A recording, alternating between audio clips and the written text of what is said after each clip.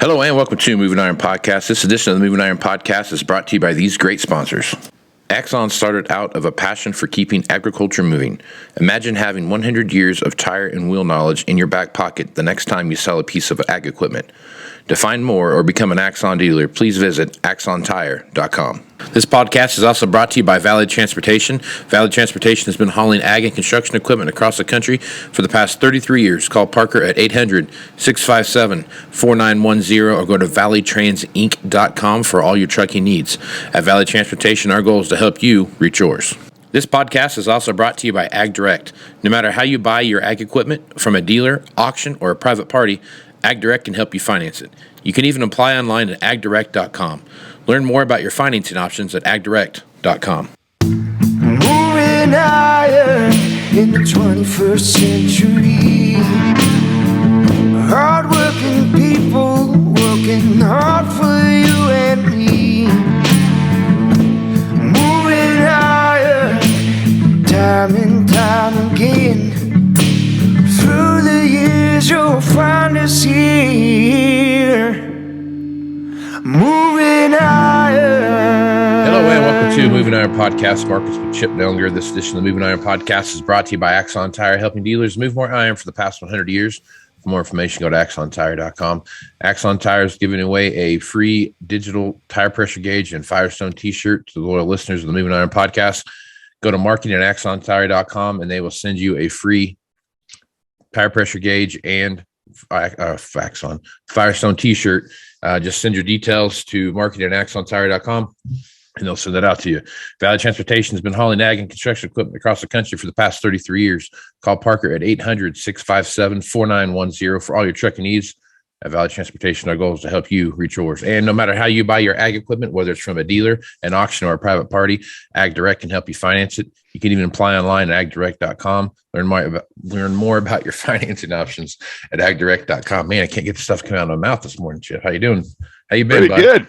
Casey, been doing good. I haven't talked to you in a while. It's been super busy. It just seems like drinking from a fire hose here. This market seems like it goes higher every day, which is great news from a producer standpoint. Not so great if you're an end user of corn, beans, or wheat. But it's been a crazy month or two in these markets, and probably not going to change anytime soon.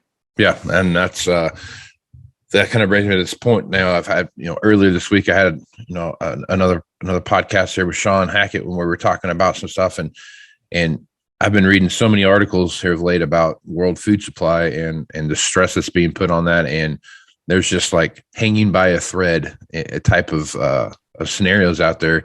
You look at India with the rice and wheat situation out there, where they've had some really big crops here over the last couple of years, and they're exporting a lot.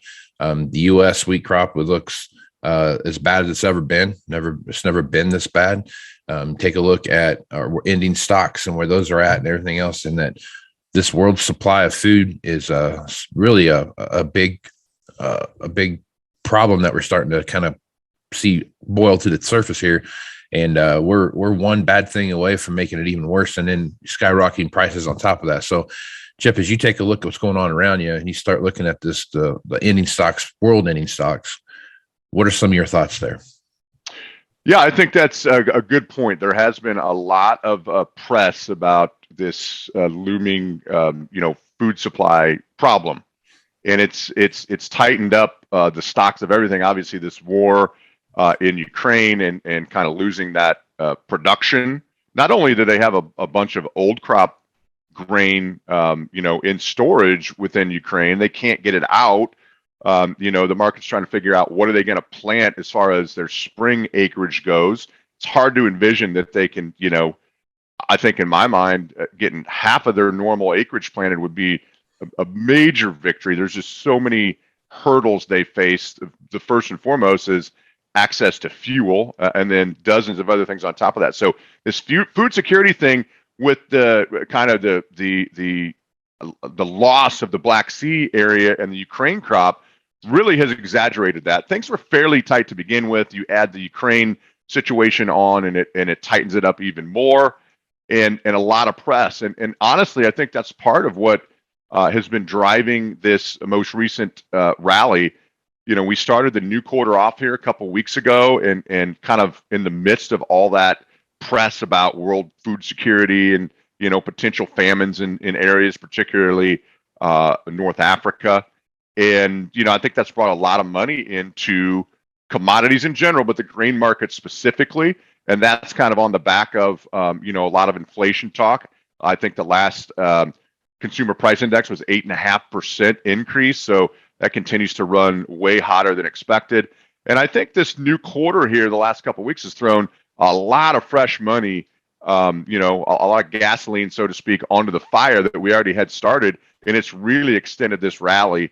And of course, now weather becomes an issue again. It doesn't become; it continues to be an issue. It's been awful cold and rainy, and a slow start to planting here. The world really needs a big second crop corn production out of Brazil, and they're starting to warm up and dry out just a little bit early. And so it just adds to the questions about how fast can we build the world supply of feed grains and soybeans and the stuff we need. And on top of that, can we get it where it needs to be? That's the next problem. Is India's had some decent crops. I think they have a large amount of wheat, but getting that to where it needs to be in the world, given the tight supply chain situation, and it's really one problem after another that's kind of exaggerating things in here. Yep. All right. So on that same point, when you're talking about feed grains, and you start looking at that, cattle liquidations is getting to be a bigger idea. Starting to be a bigger situation across, especially with the drought situation that we see in the western half of the United States. As you look at the cattle market, what are your thoughts there? Hard not to get really friendly longer term. And we've held our own. I think a lot of people, myself included, are surprised we haven't seen a bigger rally than what you already have. Historically, whenever you've seen, and you've only seen it literally one other time, but when you see high corn prices, it usually drags both cattle and feeders higher. But I think what you've seen is you haven't seen that so much. You've seen feeders drop relative to fat cattle, and that's helped at least hold the margins. I'm not saying there's wild profitability out there for cattle feeders, but it's helped hold things together. It's really hard not to get wildly bullish cattle. Now, it might take 18 to 24 months, but eventually you're going to see the back end of this liquidation that you're talking about. We haven't really fixed the drought situation. There's maybe been some rain. Obviously, North Dakota's caught up on snow. There's been some moisture, in the far northern plains, like Montana, that area. But it's a bad situation. And, I think I read the other day, don't quote me on this, lowest cow numbers since 1958, I believe. And so that will eventually kind of tighten the supply up and rally us. And the only thing in my mind longer term is, does the economy, as interest rates have gone up, does that, and inflation on top of that, something has to give in the economy? And does the economy slow down to help mute some of the potential bullishness in the cattle market? That's my only concern. If we can hold together in the economy, even if we contract just a little bit, if we don't get into like a full recession or deep recession because of higher interest rates and or inflation, then I think the cattle market could be wildly bullish. And in 18 months, you're just going to see some of the tightest numbers that we've seen. As you liquidate the cows over the last 18 months, it's added to the beef supply, right? And so that's kind of been a weight on,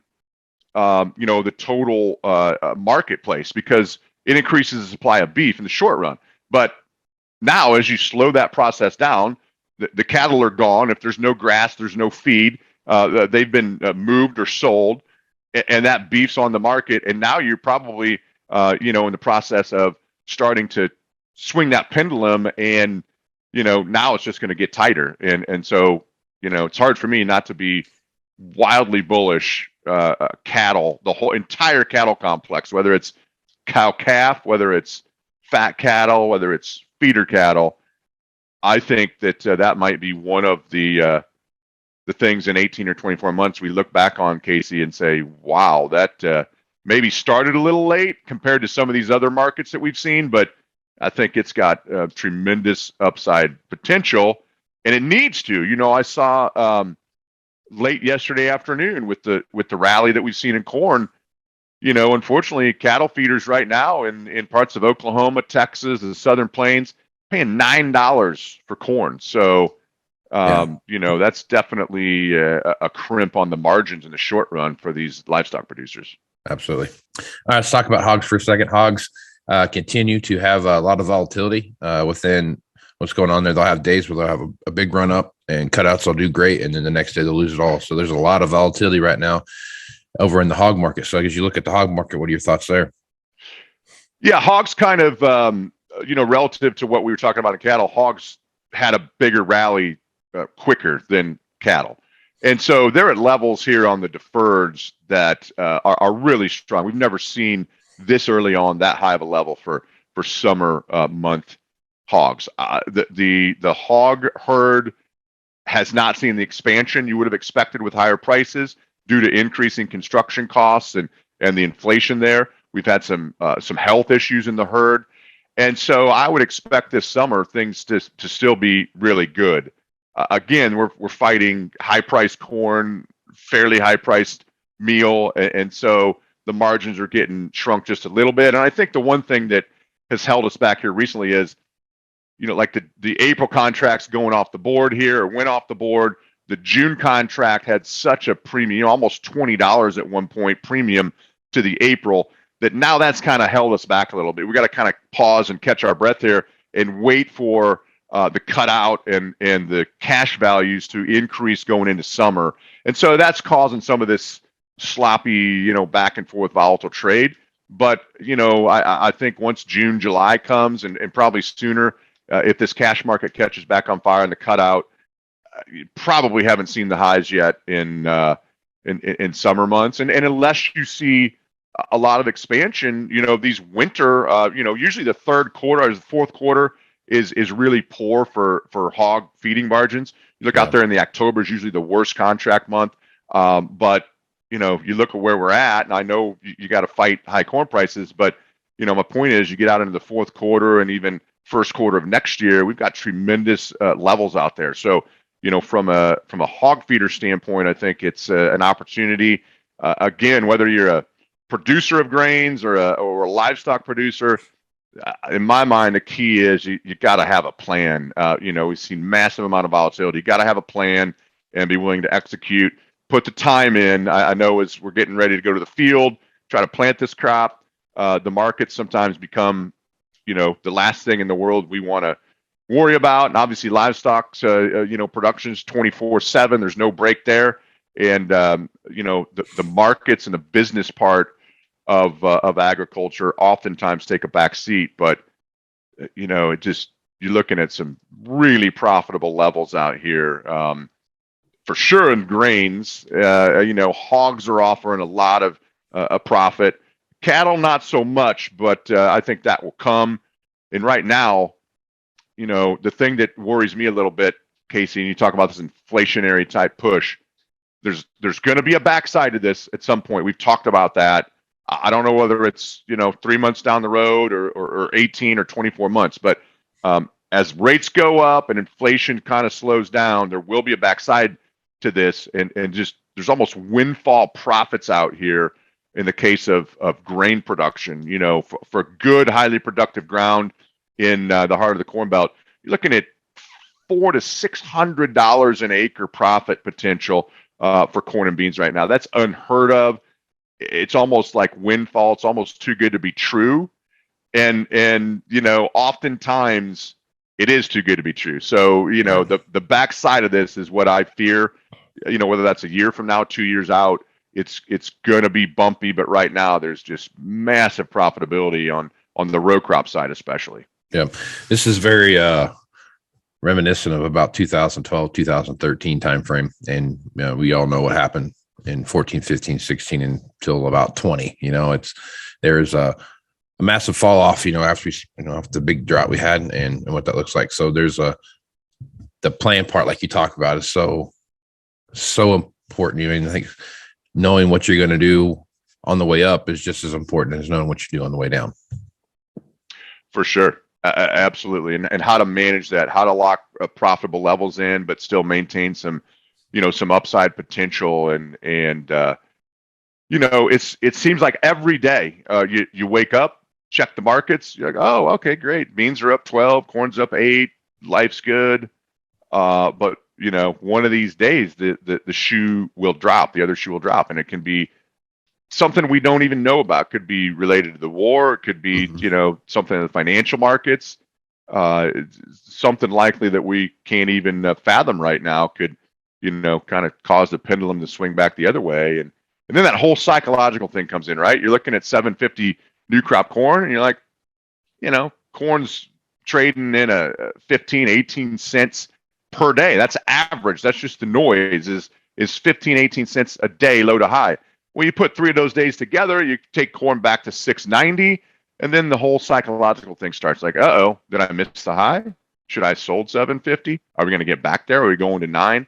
It's just a really tough game that you got to kind of think 2 and 3 steps ahead and put yourself in that situation. Say, it's great because it seems like corn's going out, right? Corn's going to $9, $10. It's not going to stop, but it will correct at some point, and then you got to put yourself in that shoe and say, how am I going to feel in 4 days if December corn's at 690 and I passed up 755? It works on your brain. It's the whole psychological part of the market that a plan helps with. It doesn't take it away fully, but it definitely helps with it. Yeah, absolutely. So, well, Chip, so people working on that plan and they want to get a hold of you at Blue Reef and take advantage of your expertise and your team's expertise. What's the best way to do that? Yeah, best way is just call our office. Our main office is in Morton, Illinois. 309-550-7213 is that number, and I'd be happy to chat with you. Right on. Well, Chip, appreciate you being on the podcast, man. Hey, thanks for having me back, Casey. Hopefully we can be a little more regular here, and I can stop drinking from a fire hose and catch my breath a little bit here. Yeah, good luck with that one. So exactly. I'm Casey Seymour with Moving Iron Podcast. Check me out on Facebook, Twitter, and Instagram. Also LinkedIn. You can find all the latest editions on the Moving Iron Podcast there. Go to Moving Iron Podcast YouTube channel and you'll see the videos that we do here. Also go to MovingIronLLC.com for everything Moving Iron related and all the information for the Moving Iron Summit coming up in Nashville, Tennessee. Check that out. That will be September 6th, 7th, and 8th, downtown Hilton there, and be a good gathering of people to talk about what's going on. Also a good list of speakers. So if you're interested in that, check that out. You need some more information, send me an email at MovingIronPodcast@MovingIronPodcast.com, and I will get back to you as soon as I can. So with that, I'm Casey Seymour with Chip Nellinger. Let's get this iron, folks. Out. Axon Tire is going to have more tips, tricks, and client advice throughout the year and in September at the Moving Iron Summit in Nashville. If you're looking to sign up for the event, please head over to MovingIronLLC.com. We hope to see you there. Valley Transportation has been hauling ag and construction equipment across the country for the past 33 years. Call Parker at 800-657-4910 or go to valleytransitinc.com for all of your trucking needs. At Valley Transportation, our goal is to help you reach yours. And no matter how you buy ag equipment from a dealer, auction, or a private party, AgDirect can help you finance it. You can even apply online at agdirect.com. Learn more about your financing options at agdirect.com. Moving higher in the 21st century.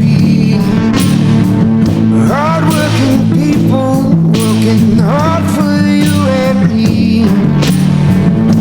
Moving higher, time and time again. Through the years you'll find us here. Moving